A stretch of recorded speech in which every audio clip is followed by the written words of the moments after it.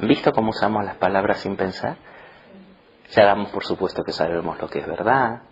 Pensamos que verdad es el retrato de un hecho que anda ahí afuera, que verdad es el acuerdo entre lo que se dice y una realidad exterior. Por lo tanto, una vez que la verdad está acabada, es una cosa que se acabó. Es como una foto.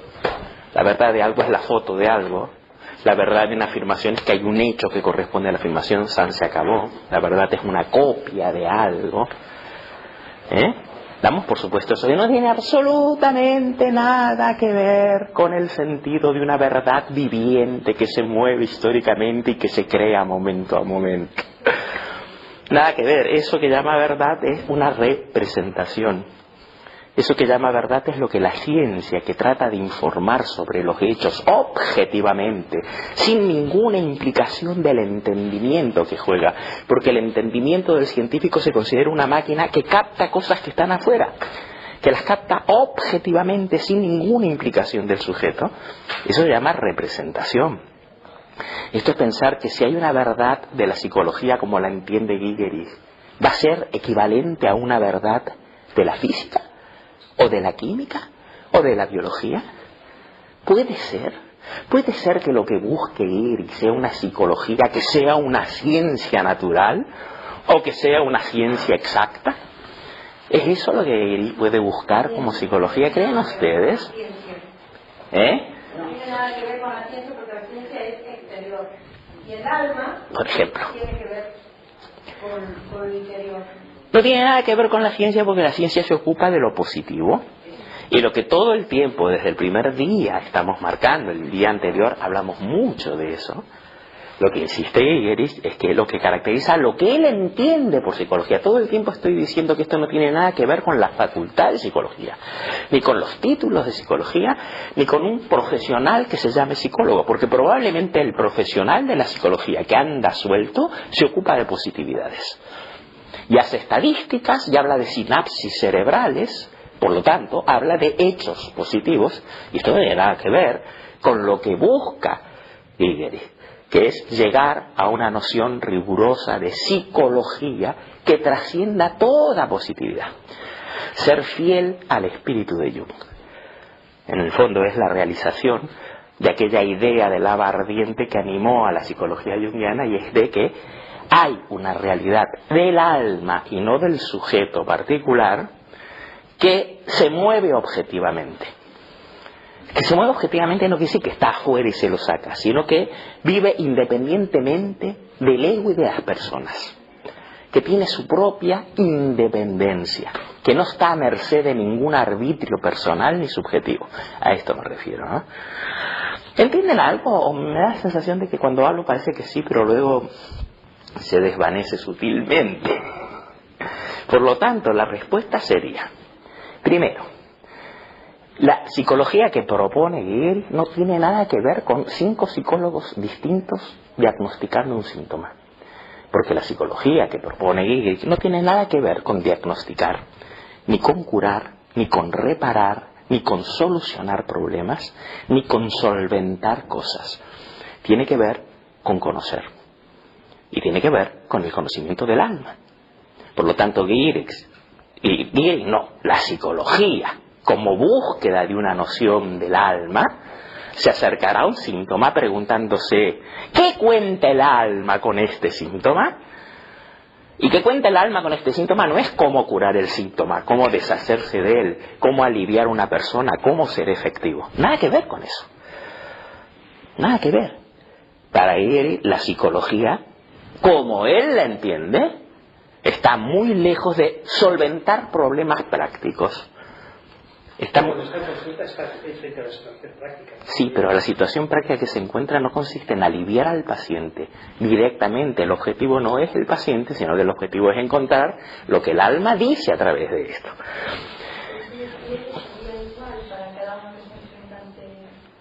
No sería igual porque lo esencial es que cada uno que se enfrenta, y es lo que veremos aquí, pone en juego el entendimiento. Por lo tanto, no se enfrenta ante un hecho independiente de quién, no de quién personalmente, sino de qué intelecto se enfrente, sino que el tocar el tema transfigura al que entra en el tema. Por lo tanto, dos psicólogos distintos ponen en juego, para llegar a la verdad, no solo el tema, sino todo su entendimiento. Y como todo su entendimiento ocurre en momentos distintos, situaciones distintas y espacios distintos, es fuerte como predomina el pensamiento representativo. Pensamos que hay casos que son iguales tanto si los trata A, como si los trata B, como si los trata C. Pensamos que A, B, C, que solo pueden encontrarse en momentos y lugares distintos ante el mismo caso, pensamos que hay un mismo caso independiente del encuentro con A, con B y con C. Pensamos todo eso. Todo eso no lo podrías demostrar jamás. Todo eso es una idea. Todo eso es una idea heredada. Que hay allí un mundo objetivo, independiente de cualquier observador que se encuentre en él. Es una idea, por supuesto, recibida de la tradición científica. Es una idea recibida de la positividad. Pero es una idea desde la cual no existiría nunca la psicología como la entiende Guilleri. Nunca. La creencia de que hay una realidad acabada ahí al frente, que es como es, independientemente de cualquier observador, eso es una hipótesis, eso no es un hecho, eso es una convicción. Y una convicción metafísica de larguísimo alcance, que se podría preguntar si es verdad. No vamos a entrar en eso, pero lo bueno sería que uno, antes de afirmar, negar, preguntar y dudar, se dé cuenta de que cuando afirma, cuando niega, cuando pregunta y cuando duda, no solo cuestiona el tema, sino que tiene que ver qué está poniendo en su comprensión al plantear el tema. No es solo dudar del tema, es dudar del entendimiento que uno tiene del tema, por el cual el tema aparece como aparece. Por lo tanto, podemos decir que hay una especie de, entre comillas, realidad, que es cómo aparece el mundo ante una mirada, y cómo sería el mundo independientemente de toda mirada, es suponer que las miradas no están en el mundo.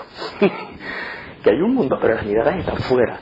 Y las miradas que no forman parte del mundo captan el mundo. Pero si la idea de mundo incluye las miradas, no puede haber un mundo independiente de toda mirada. La idea de un mundo independiente de toda mirada es una abstracción, es un constructo intelectual vacío, es una etiqueta, es una hipótesis, es un supuesto.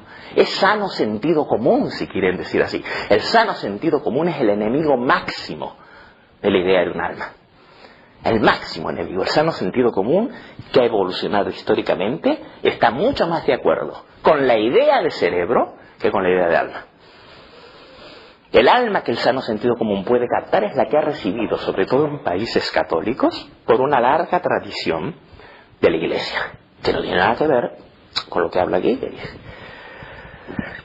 Por lo tanto, todas estas ideas, fíjense, Guilleri dice, no se puede hacer esta psicología sin contener en el planteo, no hacer filosofía, pero la filosofía está presupuesto, esto es un estadio aún superior.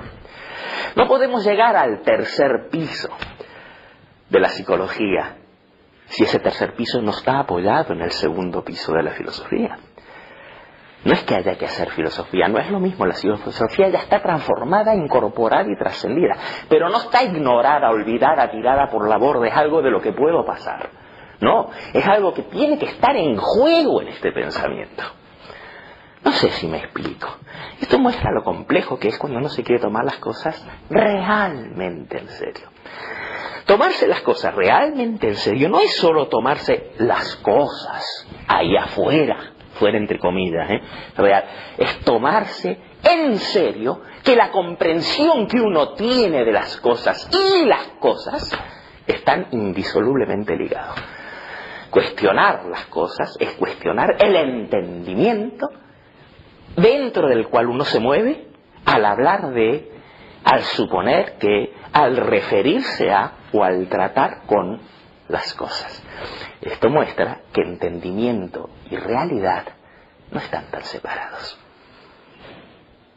Esto no quiere decir que toda realidad sea nada más que entendimiento. Otra vez caemos en el pensamiento separador. Una cosa es efecto de la otra. No quiere decir eso. Ni quiere decir que todo entendimiento es solo una extensión de la realidad. Quiere decir que el uno se vuelve la otra y la otra se vuelve el uno. Y esto no se puede imaginar. Te lo imaginas una y otra. No te imaginas que ambas sean expresiones de distintas fases de un movimiento que genera la una, que genera al otro, que por lo tanto genera la una, que por lo tanto genera al otro. Y no hay ni la una ni el otro, sino el movimiento que va generando la una y el otro. Ese movimiento intelectual es inimaginable. Lo que es imaginable es la realidad por un lado, el entendimiento por el otro, la realidad por un lado, pero realidad que es entendimiento, que es realidad, que es entendimiento, y que en el fondo no hay ni realidad ni entendimiento, sino ese I, ese continuo I de un diálogo que al haber el I aparece en el uno y el otro, que no están el uno y el otro y luego aparece el I, sino que el I con el I surge en el uno y el otro. Esto es inimaginable. Me puedo imaginar al uno, me puedo imaginar al otro, me puedo imaginar una sucesión, pero no me puedo imaginar al I. Y es el I lo que importa, que no es ni una sustancia, ni una realidad, ni una cosa, ni un contenido, nada. Pero no es nada, nada.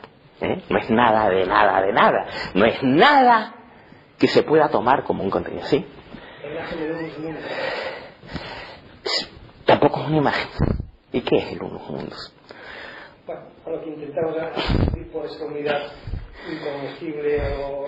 No. Esto no es ninguna abstracción, el I. Cuando digo el I, no me refiero a una cosa especie de borrosa donde todas las diferencias han desaparecido. Me refiero a un I muy peculiar, muy concreto, que es más concreto que lo más concreto. Lo que pasa que no es detectable en la positividad. En la positividad son detectables el mundo, el pensamiento, aquello que el I vincula. Recuerden que el I es un proceso, no una cópula. Pero el proceso en sí, sin la sustancialidad, este movimiento, no es ningún tema que esté allí. Y por lo tanto no va a aparecer. Y sin embargo no hay tema que aparezca, que no aparezca como expresión de esta dinámica. Dialéctica, si les gusta la palabra. Pero dialéctica es lógica. Es lo mismo. La dialéctica es lógica. Por lo tanto, siempre que uno pueda contener una imagen, la imagen será de un contenido. Pero no de aquel movimiento en el cual emerge el contenido.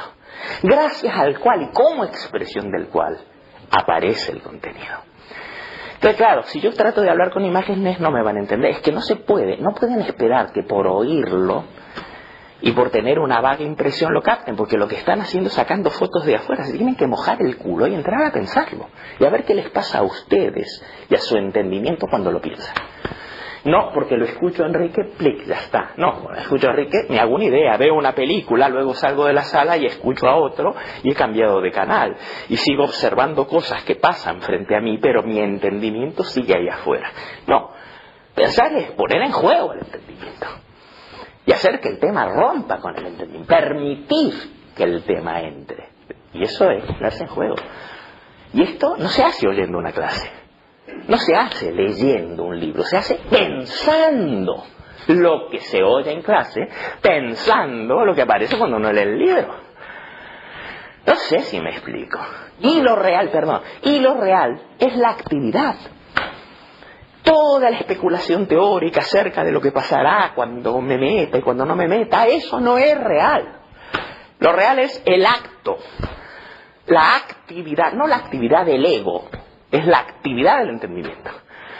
Y hasta que no se está en el acto, lo demás es pura especulación, es pura, como diría Guégueri o Hegel, abstracción, juego mental, juego vacío de posibilidades que no tiene nada que ver con lo efectivo.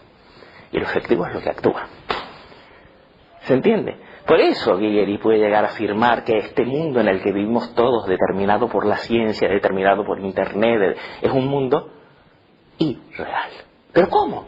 La ciencia no, la ciencia es el juego de abstracciones teóricas que crean, elaboran las hipótesis de un mundo que ha venido a sustituir para todos nosotros la actividad en el mundo. Es una película. Una película.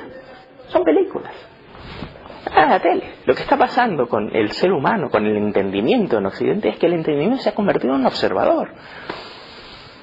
Y lo que se llama realidad son las películas que pasan por la tele, las películas que cuentan los periódicos, las películas que cuentan las teorías científicas, las películas que nos cuentan en los centros culturales. Todas, porque nadie está presente intelectualmente, no físicamente, en la construcción del mundo.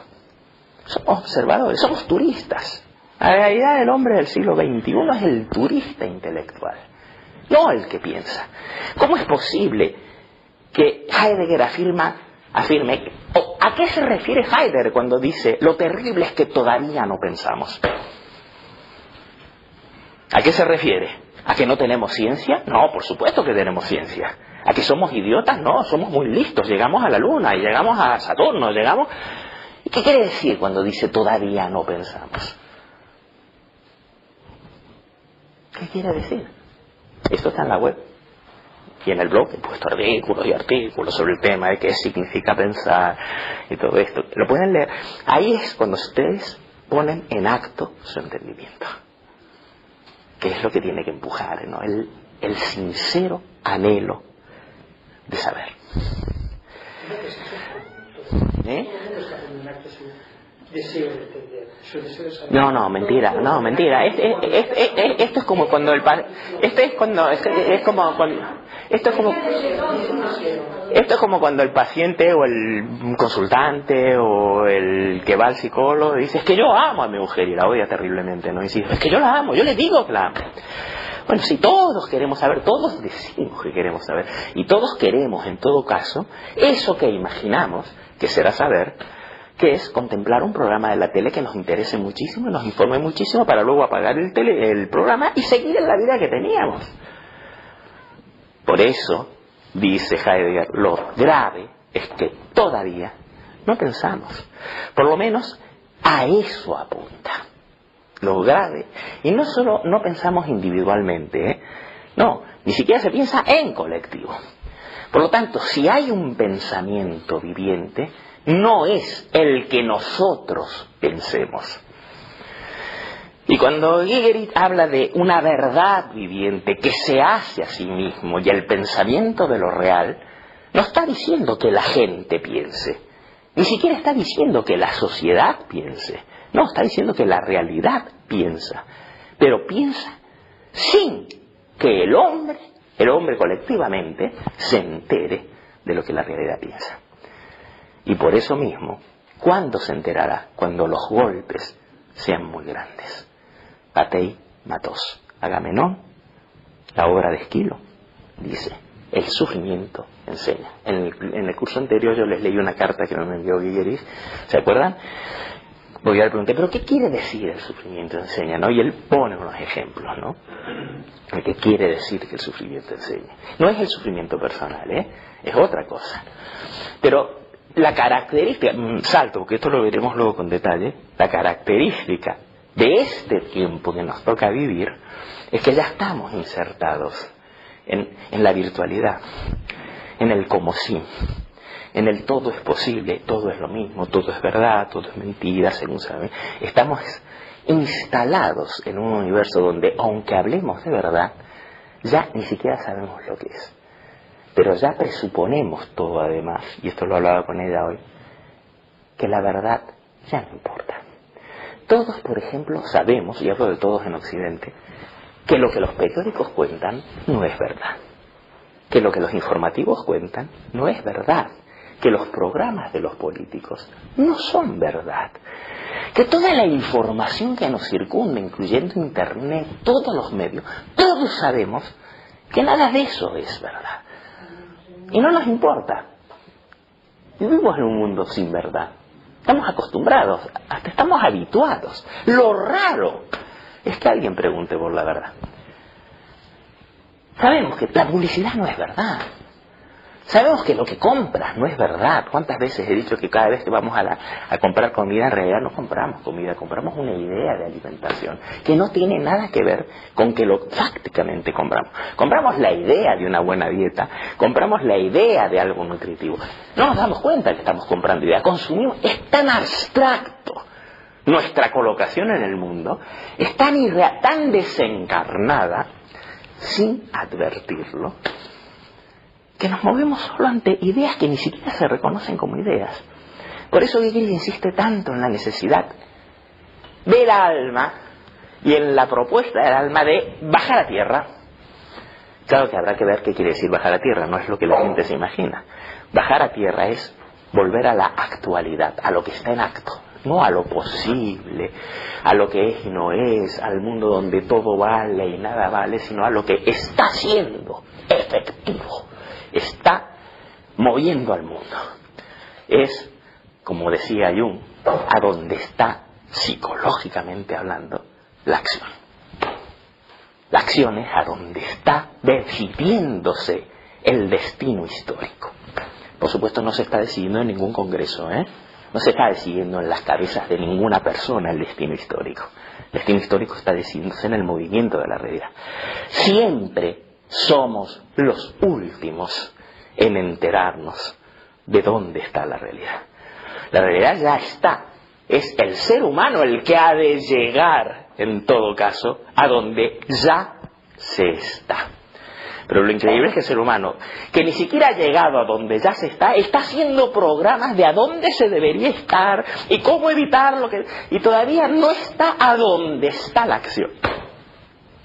Y todos esos programas y todas esas propuestas son modos de no estar. De no estar. Por lo tanto, el anhelo de realmente saber no es solo un anhelo, como diría la mente vulgar, puramente teórico. Realmente saber es llegar con la conciencia a donde está la acción en la realidad. Que aquello que ya está, esté en la conciencia. Por lo tanto, en la conciencia aparece cuando ya es. Y como decía Hegel, el pájaro de Minerva, que es la conciencia, la sabiduría, solo vuela al anochecer. Nunca anticipa lo que será. Lo más que puede es que entre en la conciencia lo que ya de hecho es. ¿Se entiende esto?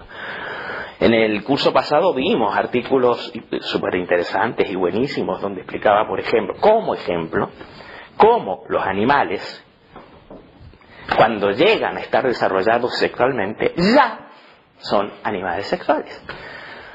Pero como el ser humano vive y es primariamente en el alma, y solo secundariamente en un cuerpo, en una realidad, en una fisiología, en un cerebro, en una sociedad, sino que el elemento en el que es ante todo el elemento de la conciencia, no basta que el supuesto cuerpo esté preparado para la sexualidad, sino que esa sexualidad tiene que volver a vivirse, repetirse en la conciencia. Y entonces se es hombre. Entonces se deja de ser el descendiente de los monos para ser realmente humano. Es decir, el hecho se repite en la conciencia. No se repite, se crea en la conciencia. Y cuando se crea en la conciencia es verdad. Si no, no es verdad.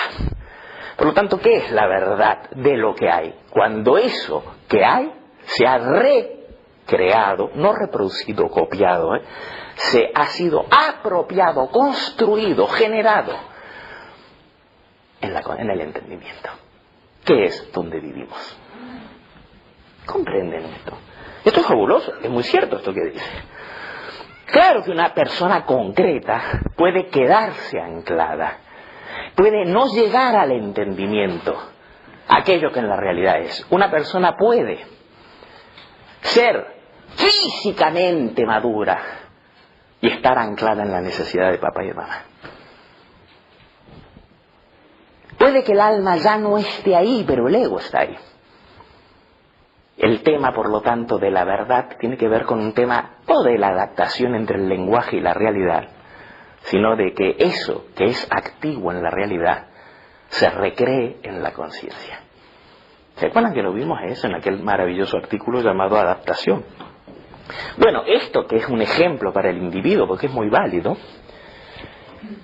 es válido para el entendimiento y lo que sea que llamamos realidad. Realidad, por lo tanto, no es lo que nos cuentan los medios de difusión, realidad no son los hechos que nos describen la ciencia, sino que realidad es donde está la acción que decide el destino histórico.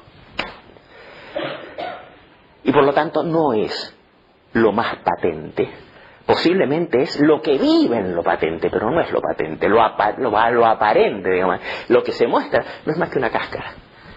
Lo que se muestra es lo que construyen los noticieros. Lo que se muestra es lo que construyen las agencias de prensa. Lo que se muestra es lo que construyen las farmacéuticas. Lo que se muestra es lo que construyen los grandes intereses. No solo eso, también los síntomas que aparecen. Pero todo eso es síntoma todavía. Encontrar el mercurio atrapado en la materia, que es el lema del alquimista, quiere decir que la verdad está en las cosas, pero no es idéntico a las cosas. Está en las cosas como el mercurio está atrapado en la materia. No basta tener, por lo tanto, un trozo de materia para decir, ya está la obra. No, no. Es cuando el mercurio atrapado en la materia vuelve a ser lo que esencialmente es, que es un espíritu fluido. Y atrapado en la materia está coagulado, ¿verdad? Que se vuelva fluido no quiere decir que ningún sujeto humano lo entienda, sino que eso que está ahí coagulado adquiera allí su transparencia. ¿Se entiende esto? O sea, no quiere decir que los seres humanos en su mente capten algo, sino que aquello que está, aquella conciencia que está materializada vuelva realmente a casa. Que vuelva a casa es que pueda expresarse como lo que es como conciencia, como pensamiento viviente, como lava ardiendo y no como basalto de hechos estáticos. No sé si me explico. Y es que no puedo, si estoy haciendo psicología, sí puedo si estoy haciendo física, si estoy haciendo biología o si estoy superviviendo. Si estoy movido por mi necesidad existencial, hago muchas cosas que son legítimas, pero eso no quiere decir que en ese momento esté percibiendo, esté accediendo a la dimensión del alma. No, es distinto. Si estoy preocupado en pagar el alquiler, pues no estoy oyendo la Quinta Sinfonía de Beethoven. Es evidente, no tiene nada de malo, no hay por qué estar todo el día oyendo la Quinta Sinfonía de Beethoven. Pero si voy a atender a la Quinta Sinfonía de Beethoven, en ese momento las deudas que tengo, los cuernos que me mete mi mujer, el problema de mi gato, desaparecen porque aparecen. Es que es así. Pero parece que la gente no puede, tiene que estar todo el día con los cuernos que le mete la mujer, el problema del gato y el pagaré, y entonces no pueden oír la Quinta Sinfonía, ni atender una película, ni asistir a nada, ni preocuparse por la verdad. No puede ser. Todas esas cosas son muy legítimas, pero el ámbito de la psicología pide que en cuanto se entre ahí, esas cosas desaparecen. Y en cuanto esas cosas desaparecen, se sale de ahí. No es todo el tiempo hay que estar ahí, no, pero tampoco todo el tiempo hay que estar en yo, mí, conmigo, mis problemas, mi angustia, pi. ¿Se entiende esto, no? Cada vez que uno entre en la psicología es cuando el problema incluye el pensamiento que se tiene acerca del problema. Por lo tanto, cuando me pregunto qué es un síntoma, no me pregunto solo qué es un síntoma, me pregunto qué es en mí la idea de un síntoma. Y no solo hay síntomas afuera, hay ideas de lo que un síntoma sea. Y cuando uno quiere curar, la pregunta no es cómo curar simplemente algo que está afuera, sino qué idea de la curación está siendo sostenida, que hace que aparezca la enfermedad e incluso el deseo de curación. Tenemos que volver, por lo tanto, al ámbito de las ideas que nunca están solo en las cosas, sino que están en todas partes, incluido en la percepción, no, en el entendimiento que se tienen de las cosas. No era tan estúpido Parménides cuando sugirió hace muchos años que ser y pensar son lo mismo. No era tan idiota. Pero me dice, no, esto es ser y no es pensar. Y esto es pensar y no ser. No, decía, esto que tú llamas un ser sin pensar es pura ilusión.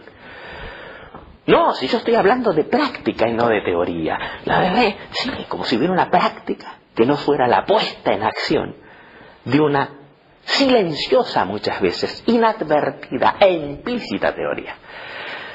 Pensar es hacer explícito lo que es implícito. No es poner nada que no estuviera. Pero hacerlo explícito es que adquiera su verdadera dignidad. Una teoría que está negada como práctica, no por ello es menos teoría, simplemente es una teoría que no se reconoce como teoría. En cuanto se reconoce como teoría, ha llegado a casa. Y curiosamente, sin proponérselo, ya no hay la práctica que había antes, claro. Porque la práctica que había antes era la puesta en acción de una teoría que se negaba a sí misma. ¿Sospechan algo de lo que estoy diciendo o no? Llegan a oler. No es un absurdo, no es un galimatías, no es un juego de palabras. Hay algo ahí, no importa si lo han pescado todavía no. Lo van a pescar cuando se lo rumien muy seriamente en casa. Lo van a pescar cuando encuentren esos 5 minutos de olvidarse del pagaré, de los cuernos de la mujer, del problema del gato, del fin de mes, y encuentren esos 5 minutos para... Sí, ¿para qué? Ahí da. No solamente cuando me escuchen a mí. Cuando me escuchen a mí pueden tener el impacto de que ahí debe haber algo. Que ya es mucho, ya es suficiente. Pero es apasionante. No sé si se dan cuenta de lo apasionante que puede.